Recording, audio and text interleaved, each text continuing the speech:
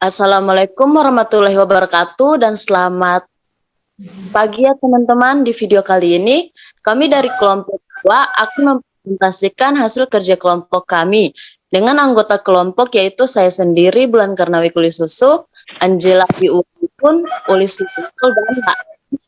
Di materi kita yaitu mengenai data flow diagram sistem informasi akademik atau perkuliahan.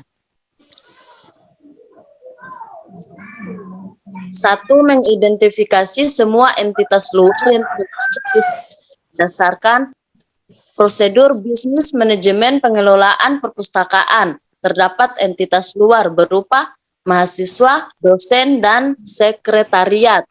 Slide selanjutnya akan dibaca oleh anggota kelompok kami yaitu La Arman. Ya, baik. Di sini saya akan menjelaskan diagram konteksnya. Di sini sudah ada sistem informasi akademik perkuliahan.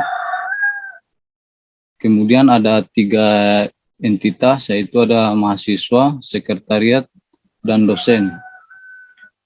Kemudian lanjut di data KHS nilai transkrip. Data ini dari sistem informasi akademik ke mahasiswa.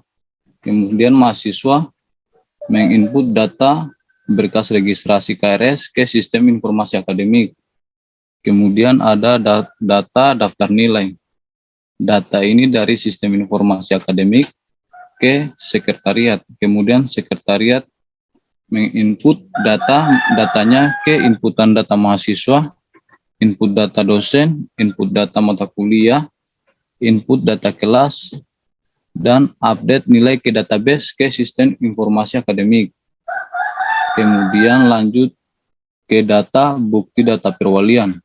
Format pengisian nilai from absensi mahasiswa. Data ini dari sistem informasi akademik ke dosen. Kemudian dosen menginput dan menyerahkan berkas nilai, updatean nilai pada Excel. Kemudian ini ada tabel aliran data pada diagram konteks sistem informasi akademik. Proses sistem informasi akademik, data input, ada berkas registrasi, KRS, berkas nilai, data mahasiswa, data dosen, data mata kuliah, data kelas, update nilai ke database, kemudian yang terakhir update nilai dari Excel.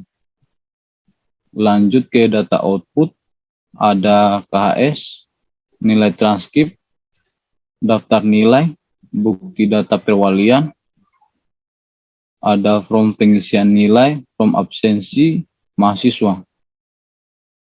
Kemudian slide selanjutnya akan dibacakan oleh Bulan Karnawi Kulisusu. Ya, kemudian ada bagan berjenjang. Di sini ada sistem informasi akademik perpustakaan. Di sistem informasi akademik perpustakaan terbagi atas 3 bagian, yaitu proses perwalian, proses pemasukan data, dan proses nilai. Di proses perwalian terbagi atas 1, yaitu proses pemasukan nilai, dan proses pemasukan data terbagi atas 2 bagian, yaitu proses pengumpulan berkas nilai dan proses pembuatan KHS. Di proses nilai terbagi atas 1 bagian, yaitu proses pembuatan transkrip. Slide selanjutnya akan dibacakan oleh anggota kelompok kami yaitu Ulis Lewol. Ya, selanjutnya diagram level 0. Diagram level 0 menunjukkan semua proses pada tingkat penomoran pertama, yaitu proses nomor 1 hingga 3. Penyimpanan data entitas luar dan aliran data di antara mereka. DFD level 0 hanya menunjukkan interaksi proses tingkat tinggi utama dalam sistem.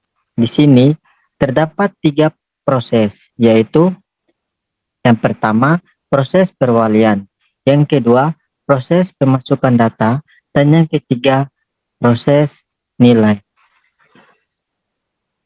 Pada proses yang pertama, yaitu proses perwalian, sistem menerima input berupa data berkas registrasi KRS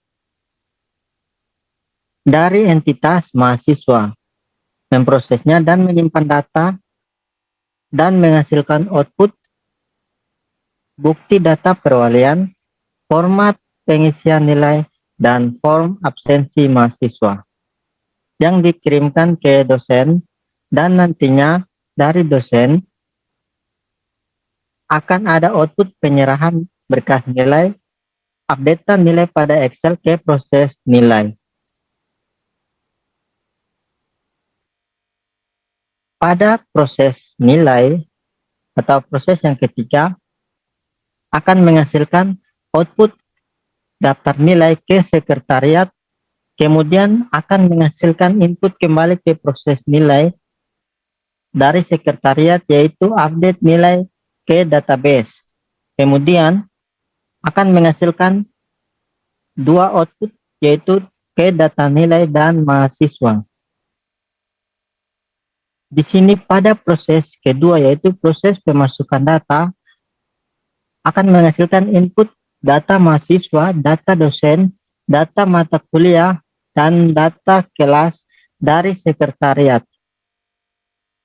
Kemudian menghasilkan output ke data kelas, data kuliah, data dosen, dan data mahasiswa. Nantinya akan dikirimkan kembali ke proses nilai, untuk dilakukan penilaian.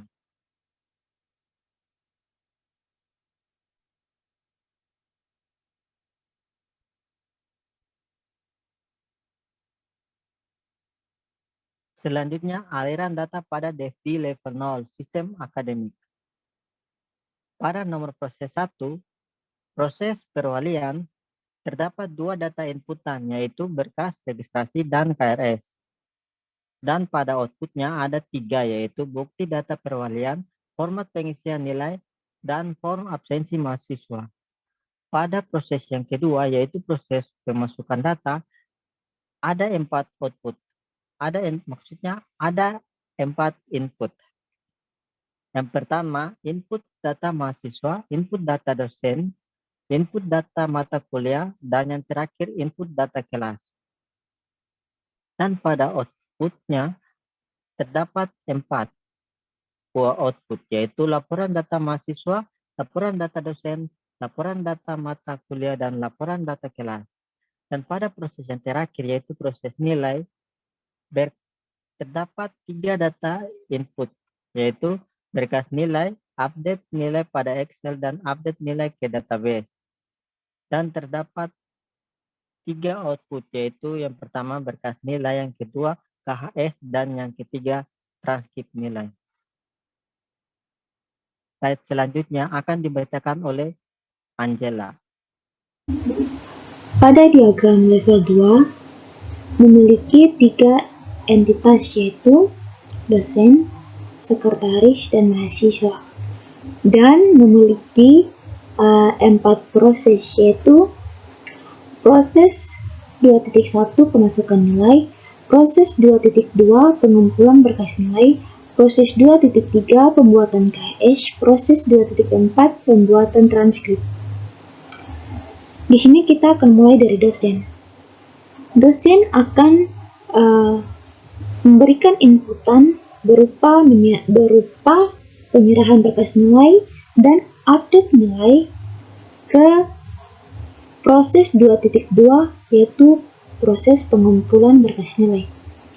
Kemudian proses pengumpulan berkas nilai akan memberikan output kepada proses 2.1, yaitu proses pemasukan nilai. Kemudian pada sekretaris, di sini sebelum masuk pada sekretaris, proses pemasukan nilai ini akan menyimpan data-data berupa data mahasiswa, data dosen, data mata kuliah, dan data kelas. Kemudian di semua data tersebut akan dimasukkan ke data nilai. Kemudian pada sekretaris akan memberikan inputan berupa update nilai ke database. Kemudian database ke proses masukkan nilai, yaitu proses 2.1. Kemudian proses 2.1 ini akan memberikan output atau informasi berupa daftar nilai kepada sekretaris. Kemudian proses masih sama, yaitu proses masukkan nilai, proses 2.1 akan memberikan output berupa NIM, tahun ajaran, semester, ke proses pembuatan KS, yaitu proses 2.3. Dan proses pembuatan KS ini akan memberikan output KS kepada mahasiswa. Kemudian kembali lagi pada proses 2.1, yaitu pemasukan nilai, akan memberikan output berupa NIM kepada proses 2.4, yaitu proses pembuatan transkrip. Dan proses pembuatan transkrip 2.4 ini akan memberikan informasi transkrip kepada mahasiswa.